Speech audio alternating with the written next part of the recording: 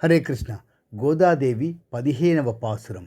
ఎళ్ళే ఇళంకిళై ఇన్న మరుంగదియో సిల్లెండ్రిలై ఎన్నియో నంగైర్మీర్ పొదరుగిన్రేన్ అంటూ మొదలై వల్లానై కొండ్రానై మాట్రారై మాట్రలిక్క వల్లానై మాయనై పాడేలో రెంబావాయ్ అంటూ ముగుస్తుందండి. ఈ పాసురం తిరుప్పావైలోని 15వ పాసురం గోదాదేవి రచించిన మంగళ పదాల భాగమండి. ఇందులో గోపికలు మరో సఖిని లేపేందుకు చెప్పే మాటల ద్వారా భక్తి, ప్రేమ, స్నేహం అలాగే కృష్ణ భగవంతుని గుణగణాలను నూతనంగా వెలుగులోకి తీసుకువస్తుంది. తాత్పర్యం ఎలా ఉంటుందంటే, అయ్యో ఓ చిన్న కోయిలలా పలికే సఖియా, ఇంకా నిద్రపోతున్నావా? నువ్వు కదలగానే చలి నీటి ధ్వనిలాగా మేం వణికిపోతున్నాం. నువ్వు చెప్పే మాటలు ఎన్నో మాయలు కలిగి ఉంటాయి. మేము నీ వాక్చాతుర్యానికి లోబడిన వాళ్ళమే. అందుచేత నీకు మేం ఎదురవ్వలేము. త్వరగా లేచి వచ్చేయి. నీకు ఇంకేం కావాలి? మిగిలిన వాళ్ళందరూ వచ్చారని నమ్ముకో. తన శత్రువులను మట్టుబెట్టి శక్తివంతుడైన మాయమయుడైన శ్రీకృష్ణుని పాడుదాం ఓ సఖులారా అంటూ తాత్పర్యమండి.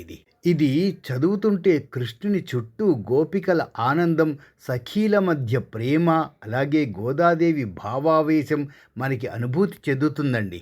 15వ పాసురం భక్తి భరితమైన కవిత్వం. గోపికల పాత్రలో ఉండి కృష్ణుని చేరుకోవాలనే తపన సఖులను లేపి ఉయ్యాల పాటలా తీయగా అర్థవంతంగా ఉంటుందండి. భక్తి అలాగే ప్రేమ, శృంగార భక్తి కలగలిసిన భావమండి. మనం ఒకసారి అన్నమయ్య కీర్తనలోంచి చూసుకుంటే, అలరుల నేల తలంపుల వెలయ అరచేతి కరిమీద నిదురించెనయ్యా అంటే ఇందులో అన్నమయ్య తాను గోపికలా మారి స్వామిని తలచే భావాన్ని చూపిస్తున్నారు. రాత్రిపూట స్వామిని తలుచుతూ గడిపే గోపిక హృదయం, అలాగే గోపికల ప్రేమను చూపిస్తూ వారు శ్రీకృష్ణుని ఎలా ప్రేమించారో చెప్పే కీర్తన ఒక గోపికగా భగవంతుడి సేవను పొందే అదృష్టాన్ని తెలుపుతుందండి.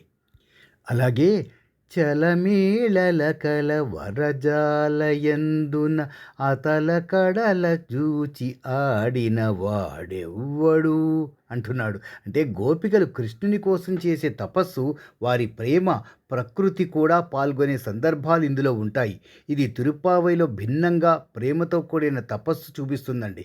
అలాగే ఇది కృష్ణుని లీలలను వివరిస్తూ గోపికలతో చేసిన రాసలీలల భావన ఉండొచ్చు కదా. హరే కృష్ణ.